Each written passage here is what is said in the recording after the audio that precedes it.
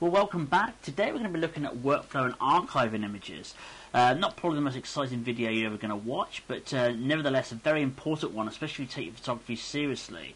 I'm going to show you the workflow that I use in my photography business, which enables me not only to safeguard my images, but also to be able to find them should I need them in the future. Now, a prime example of this would be I may go and do a photography shoot, say a car shoot, shoot 25 cars over a weekend, deliver the job, and that's it. And then 2 years later I might get a phone call from a client saying, you know that job we did, was it last year or the year before, I can't remember, we photographed a green Bugatti car. I'm not sure exactly what it was, but we need a copy of that raw file by this afternoon.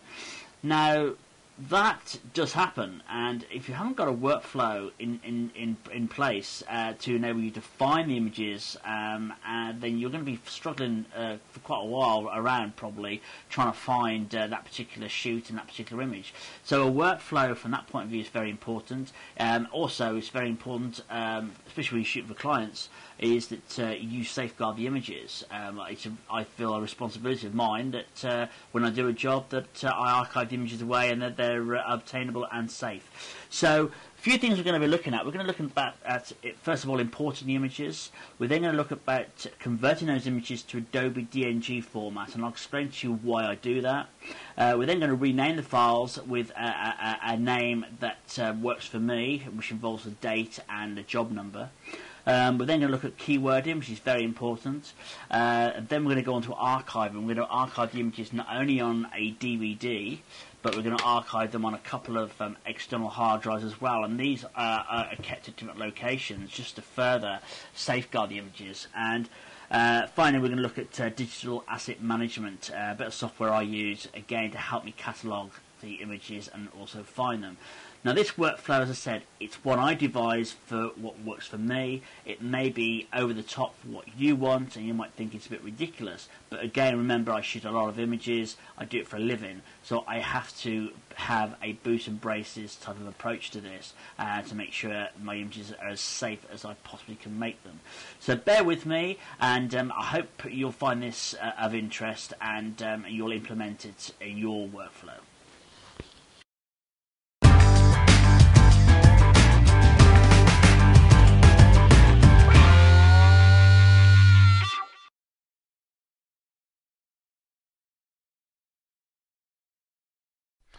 Right, so we've now imported the images onto our computer, and this is the file names straight from the camera. Now, what I'm going to do first of all, before we start renaming these or do anything else, I will have a quick scout through them and just see if there's anything I want to delete, any rubbish. I'm only using these three images for this test just to show you obviously the workflow. So once I've edited out all of the rubbish, I'm left with obviously a load of files that I want to keep. Now the first thing I do before I rename anything is I actually convert my images into Adobe DNG format, and the reason for that is as follows. Okay, so just in brief, Adobe recognised that there's a lot of camera manufacturers coming out all with their own camera raw formats, and these couldn't be read by all the software that was available. So they decided to come out with a kind of universal format that you could convert virtually any camera raw image into. So whether you're using Pentax, Canon, Nikon, or what have you, you should be able to convert your file into the Adobe DNG format, and that way it's kind of universal, and any software should, in theory, be able to open that image. And it also, I suppose, safeguards in the long term if any of these camera manufacturers fall by the wayside and that file format becomes unsupported. At least if it's in DNG, you've got that bit of safeguard that it's in kind of a universal format. The other reason I use it is that it's just a lot tidier. By that I mean this: when you adjust one of your files and make adjustments to the exposure, color balance, etc., and you close it, you'll create a little text document which contains all the data for that image. And now these are stored, if you're using, say, in Adobe Bridge, these are stored in either a lookup table, which is stored on a folder somewhere on your computer, or they're stored, as I like to use them or have them in the past, as sidecar files, which means it just basically tags along with the original image. So the problem with that is, obviously, if this file here gets separated somehow from the original file, or you rename it and it doesn't rename the sidecar file, you lose all that data. Now, it's not the end of the world, but it's just a bit of hassle, and it means you've got to reprocess the image again. With DNG, it basically embeds that data in with the file, so it's just a lot tidier. So everything is in with the file and not scattered around your hard drive, or you've got all these little text files in the folder as well. So I like it for that reason. That's the reason, one of the main reasons I use Adobe DNG. So now what I need to do is just convert these. I just select the folder where the camera raw images are. I select the destination folder, which is going to be the same. And then I'm not going to rename them here. I'll do that in a bit. You set your preferences, which there's various ones in there. I have a full-size JPEG preview.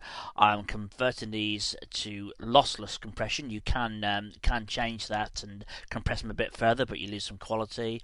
I'm preserving the raw image, and I'm not going to embed the original. You can actually embed this original raw file from your camera, in this case from the Canon, in with it, but obviously it doubles the file size. I don't really see the point in that, to be honest with you, so I don't bother with that. And then just click convert.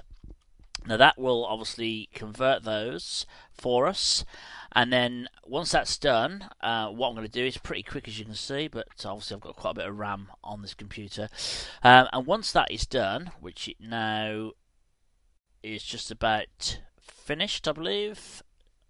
There we go. What I do, I can close that down now. I sort these and I delete my Canon raw files like so, and I'm just left with my DNG files.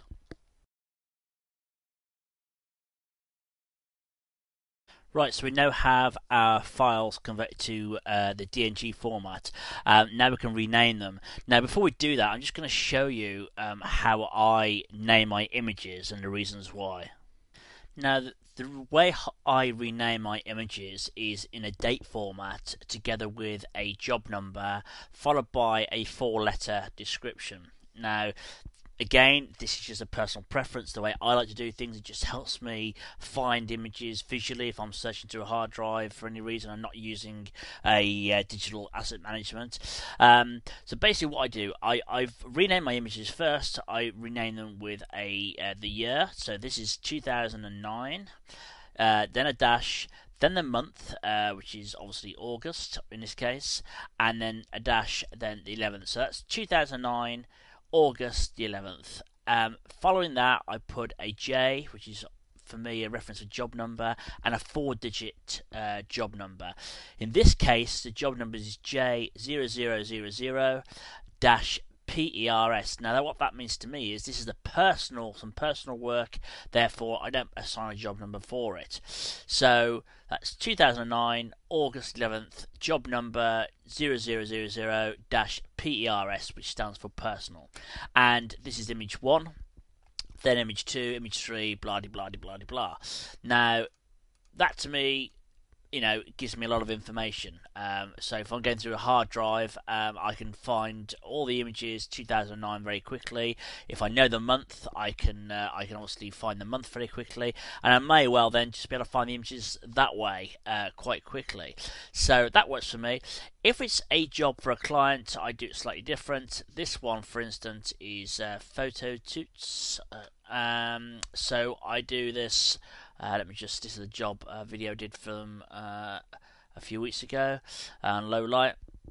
So in this one, what I've done, again, year 2009, 08-29, the job number, and I'll assign the job number to this. This is 1138 PHTU, which to me means photo shoots, and then followed by the image number.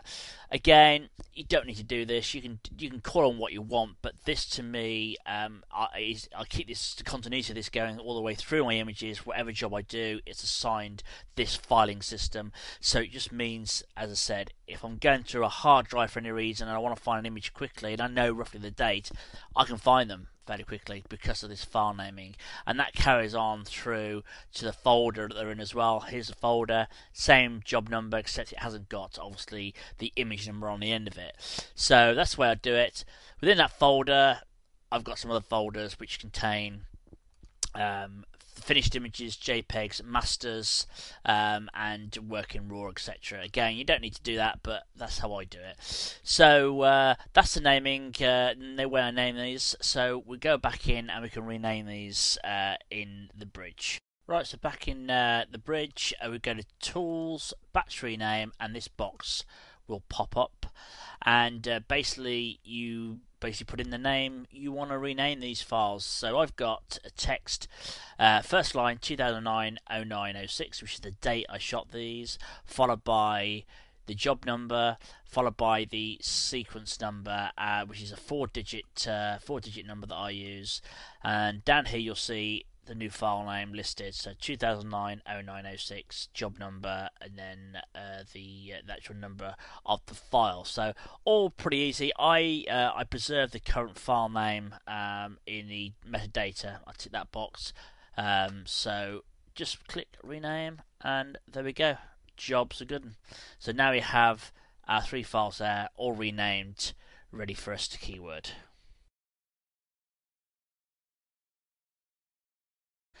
Right, now we're going to be on to keywording, which is not the most exciting thing in the world to do. In fact, it can get very boring and you probably don't want to know about it. But again, it's a good practice to get in, especially if you're selling your work, say, through stock libraries, which I don't do much of anymore, but I used to. You do need to keyword your images so that the libraries can find them in their vast collections. And it's the same, for yourself. If you shoot a lot like I do, and you've got hard drives full of images, rather than going through them manually by eye, by keywording the images, you can obviously find them a lot quicker that way. So within Adobe Bridge, there is a keywording section, and over the months, years, I've built up quite a large collection of keywords that I've used and saved. Obviously, if you're starting out, you're not going to have these. You can buy software off the shelf for keywording. I've not really tried much of it. I'm a bit stuck in my ways. I've built up my own keywords that I use, especially, like, say, for cars. I have shot a lot of cars over the years, so I've got quite a big collection of keywords involving car makes and models. So it's better for me. I use Adobe Bridge and build up my keywords that way. I think Lightroom's probably got something similar. I've never used Lightroom, so I don't really know. But again, the principle is the same: is keyword your images. So how I do this is I get a file info, and I've assigned a template to this system called Plant Copyright. So I put in my copyright information, click OK, and you can obviously assign that by highlighting all the images. You can assign that to all the images, and then I simply just look at the image. This one's obviously of a dog. I'm going to do a search down here to see if that is already in my collection, and I can see it's highlighted here, so just tick that, and now dog is assigned to that image.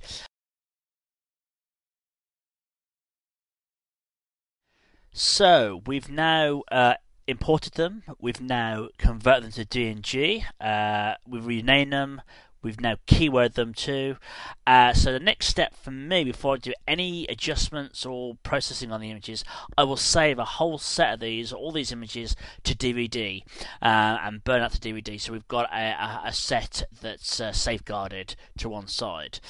So we've burnt the DVD. I obviously file that with a special number. So again, it's catalogue, so I know that if I need to find these set of images, I can trace it back to the DVD they're on.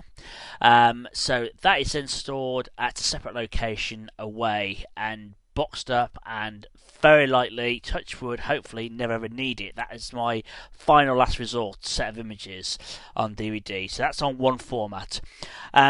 Now, once we've processed these images and done retouching or whatever we want to do with them, and we've finished with them, and we want to store them off our system, we want to store them and archive them. This is where we need to also start thinking about putting them onto hard drives and so forth. So that's going to be the next step I'm going to talk to you about, is archiving these away. Okay, so we've burnt a set of raw files to a DVD, and that is stored off-site at another location, boxed away, and hopefully, as I said, we'll never see that again. It's numbered with a number, and that's stored in a database. So again, if I need to find these images, I can find the DVD they're on. The next thing I'm going to do is I will take an external hard drive. This is a 1 terabyte hard drive, and I will copy all the image and move them onto this drive. Okay, I will then get an exact copy, another drive, but an exact copy of this one, and I will copy the images onto this drive. So we've got two separate drives, both identical data on them. This one is stored again at offsite when it's finished when it's full up at another location, and this one will remain at on location, so we can obviously get any data off it we need. Is this overkill? I don't know. Not for me anyway. If a hard drive goes down and I've got a terabyte worth of images on it, then that's a problem. We could refer back to all our DVDs, but the problem with DVDs is they are quite convenient, but they're a pain. If I had to get a load of these DVDs and to get all the data off them, it's a very slow process. Whereas with a DVD, with an external hard drive, it's quite a matter of just plugging it in and grabbing the data off it and copying it again. So it's more convenient, and also hard drives these days are very, very cheap. So, they've come down quite a lot in price, so it's a lot more convenient. Although, as I said, I still use DVDs, because it's just another format, and it's just another safeguard, it's cheap, and it's a kind of boot and braces approach. Maybe seem a bit silly to you, but let me put it this way to you. I've got a friend who I spoke to yesterday. He's a photographer, and in 6 years he's never had any problems with hard drives or anything. In the last 3 months he's had 4 hard drives just pack up on him for no reason. And yesterday I spoke to him, and he had a problem with his hard drive on his main computer. So that just goes to show you, just because you never had a problem doesn't mean you're never going to get one. And maybe I'll never use these. Hopefully not. But by having copies, and the reason for storing them off, obviously on another location as well, is that if anything, God forbid, happens at your one location, again you've got your data backed up and stored in another location. So it's just kind of safeguarding as much as possible. I have down here my box. This is one of the boxes I use just to store my hard drives in, and this is my last terabyte hard drive here. So I've got lots of these, you can imagine. I've got I must have about 6 of them full of images scattered around, but it's the only way to safeguard what I do in the days of shooting transparencies and negatives. Obviously it was perhaps a little bit easier to store the stuff, but nothing's safeguarded unless you back it up. So there we go. So the next step then is just to show you how we actually find this stuff. It's alright having a hard drive full of images, and obviously the way I rename my images means I could open this up and perhaps find the images I want. But the other way is obviously with the keywording we've used, we can use a digital asset management system to use to find the images we need off the hard drive. So that's the next and final thing we're going to look at today.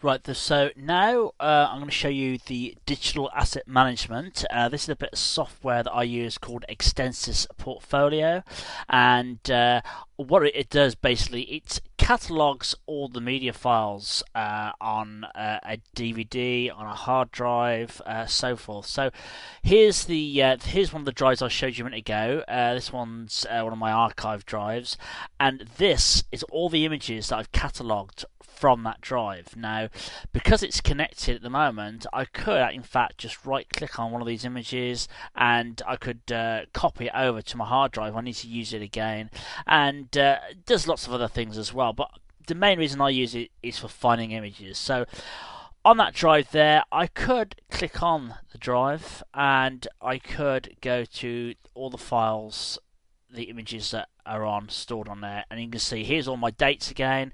So if I need to find something 2008 November, I could go through these and try and find what I'm looking for the hard way. But if I'm not sure of the date, then that's when this digital asset management cataloging type software comes into its own. So let's just show you something. Let's go to find. Let's say that client's rung me back again and asked me, where's this image of this car I asked you for, an hour ago. I could go into this into my catalogue, find the drive of images, and basically put in a keyword. And let's put in Bentley. Click OK, and there we go. There's all the images of the Bentley he's been shouting for, that green Bentley, and I can right click on this, go to properties, and I can even look at all my keywords and find out what the name of the car was, and there it is, Bentley Zagato. I believe only 70 odd made in the world, and I think it's £750,000 if you want one. Very nice if you've got the money. So then that's it. I can find the image, appropriate image. Maybe you want the interior shot. Open that up straight into Photoshop and resize it or whatever I need to do to it, and then email. And in fact, you can even email the image straight from this bit of software. So very handy. There's lots of others on the market. You might find you don't even need it. You might find you can just go into Adobe Bridge, or if you're on a Mac, you've got the spotlight here, and I could put in, say, dog. And we can find the image. There it is. Find the image we keyworded earlier of the dog. So that's another good way of doing it. But again, that's my preference is to use the bit of software to do all that and to catalogue the images that way. So another option for you to consider. And that's it. I hope you've taken some of this on board. At the very least, you should be backing up your images onto DVD, or at least a couple of DVDs, just to safeguard them. Things do get corrupted. DVDs get corrupted. Hard drives go pop. So unless you've got at least a couple of copies, you are at risk of losing a whole lot, and that would be rather devastating. So thanks for watching, and I hope to catch you on the next video. Cheers.